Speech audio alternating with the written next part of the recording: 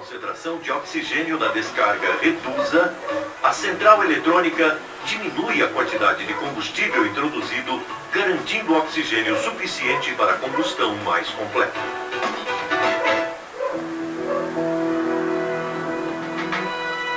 Para viabilizar a execução de reparos, os veículos são equipados com um conector de diagnóstico que comunica a unidade eletrônica ao mundo externo. O equipamento de diagnóstico permite ativar as rotinas de teste residentes na unidade eletrônica, consultar a memória temporária e também, na maioria dos casos, visualizar as variáveis de operação do motor.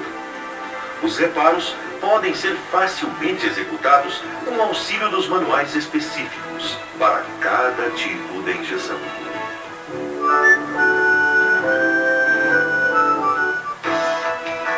Através dos sensores de pressão absoluta e temperatura do ar admitido, determina-se a densidade no interior do coletor de admissão. Utilizando os valores de cilindrada, número de tempos e eficiência volumétrica de admissão, determina-se a massa de ar admitida por cilindro. Através de um mapeamento da razão combustível-ar, define-se a massa de combustível padrão para esta quantidade de ar. Em seguida, a central eletrônica determina o tempo básico que o injetor deve permanecer aberto para que esta massa de combustível seja completamente introduzida. Com o sinal do sensor de temperatura da água, corrige-se o tempo básico da injeção. Durante o período de aquecimento, a mistura deve ser mais rica, portanto, o pulso de maior duração. Com o sinal da posição de marcha lenta associado ao sinal de baixa rotação, corrige-se o tempo de injeção, enriquecendo temporariamente a mistura. Neste regime, o motor deve ser alimentado com mistura rica, garantindo um funcionamento suave, isento de vibrações. O motor de passo é responsável pelo suprimento de ar e controle da rotação durante o período de lenta. O acoplamento de qualquer dispositivo ao motor, como o acionamento do ar-condicionado, aumenta a demanda de potência, sendo imediatamente suprida pela maior introdução de ar pelo motor de passo e de combustível pela central eletrônica. O sinal de plena potência, indicado pelo sensor de posição da borboleta, será usado para enriquecimento em altas cargas, evitando o fenômeno da detonação.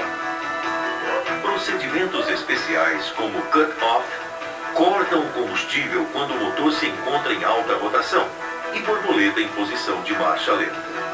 Neste caso, o motor está sendo usado como freio, não necessitando do suprimento de combustível. Ao retornar à rotação de lenta ou acelerado, o combustível será novamente introduzido. Todos estes sistemas se interagem de forma harmônica, visando estabelecer um ponto ótimo de emissão de poluentes, economia e desempenho.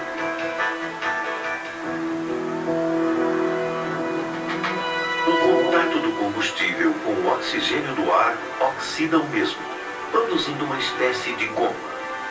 Esta goma se deposita no interior da válvula injetora, obstruindo-a ou tirando sua estanqueidade. Periodicamente, é necessário testar esta válvula em relação à forma do leque do spray de combustível, à vazão e à sua estanqueidade. Esses testes auxiliarão o reparador a executar um correto diagnóstico, pois nem sempre os sintomas são causados por falhas no sistema eletrônico. Caso necessário, pode ser executada uma limpeza ultrassônica nos injetores que devolverá, na grande maioria dos casos, suas características originais. O sistema de injeção apresentado até agora é conhecido como de ponto simples. Além deste, existe o sistema de pontos múltiplos. Neste caso, os injetores são colocados atrás das válvulas de admissão, sendo um para cada cilindro. A vantagem do sistema de pontos múltiplos é a ausência de combustível líquido no coletor de admissão, permitindo aumentar seu diâmetro. Este mecanismo é utilizado em motores de maiores potências ou naqueles em que se requer rapidez na formação de mistura, como nos carros esportivos. O princípio de funcionamento é basicamente o mesmo. Diferencia-se na forma de medida da massa de ar admitida por cilindro. Neste caso, utiliza-se um medidor de vazão de ar acoplado no início do coletor. Quando o ar passa por este componente, é obrigado a deslocar uma escotilha, que envia um sinal de tensão à centralina, permitindo identificar a vazão. Um sinal de rotação, que neste caso pode ser obtido através da contagem do número de pulsos por minuto do sensor Hall, determina-se a massa de ar admitida por cilindro. A partir daí, o sistema é semelhante ao de ponto simples. A central eletrônica calcula o tempo de injeção em função da massa de ar admitida por ciclo. Corrige este tempo em função dos sinais dos sensores de temperatura do ar e água, posição da borboleta e do ar-condicionado. O controle de marcha lenta é realizado por uma via de passagem de ar auxiliar que contorna a borboleta de aceleração. Um parafuso cônico permite o ajuste da rotação de marcha lenta. A marcha lenta, durante o período de aquecimento, é alterada pela válvula de controle de ar adicional, que interrompe o fluxo quando estiver aquecida. Um circuito auxiliar garante o suprimento de ar quando entra em operação o ar-condicionado. Também se encontra em sistemas mais avançados a presença de motor de passo para controle automático da rotação da marcha lenta em qualquer condição. Pode também ser utilizada a sonda lambda do coletor de descarga. Estes mecanismos são evidentemente mais caros e, portanto, instalados em veículos de maior custo. Apesar dos programas de autodiagnóstico presentes nas unidades eletrônicas serem extremamente eficientes, às vezes faz-se necessário examinar algum sensor, atuador ou mesmo a fiação do sistema. Para tal, utiliza-se um equipamento denominado multímetro automotivo.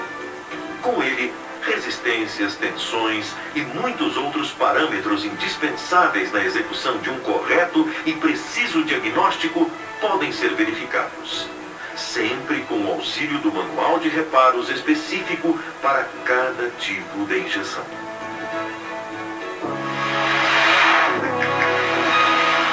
Sob o ponto de vista de controle do processo de combustão, fica claro que os mecanismos de injeção têm vida longa nos motores térmicos automotivos.